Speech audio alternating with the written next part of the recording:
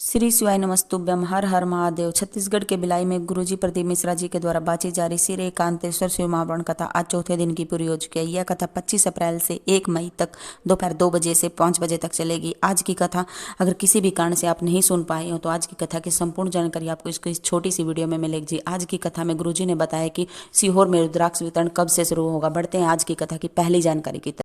बताया कि शिवलिंग से टच हुई कोई भी फूल, पत्ती, फल, फूल, चावल या जल कोई भी साधारण नहीं होता। इसी प्रकार शिव भक्ति में लगा हुआ कोई भी मनुष्य भी साधारण नहीं होता। बढ़ते हैं आज की कथा की दूसरी जानकारी की।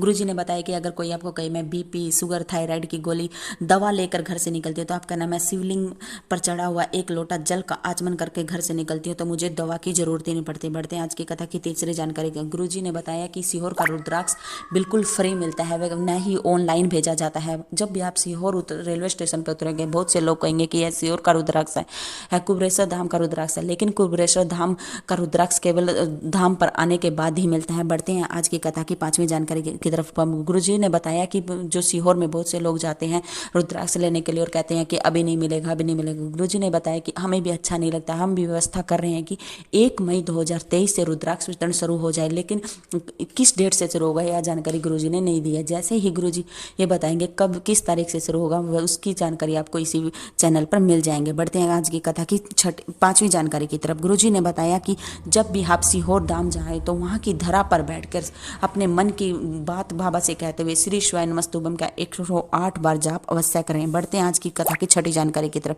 गुरुजी ने बताया कि अगर बीपी, शुगर, थायराइड की बीमारी आपके बच्चों में जा सकती है तो अगर आप शिव भक्ति करोगे तो वह बीमारी भी अवश्य ही आपके बच्चों में जाएगी।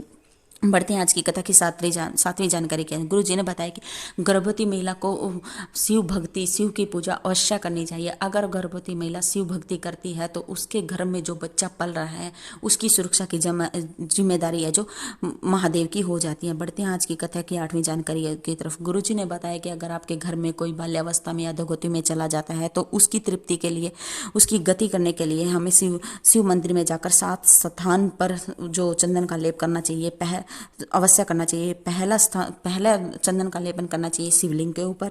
दूसरा लेपन करना चाहिए गणेश जी का स्थान जो कि शिवलिंग में राइट साइड में होता है। तीसरा करना चाहिए कार्तिकेय जी के स्थान पर जो कि शिवलिंग पर लेफ्ट में है।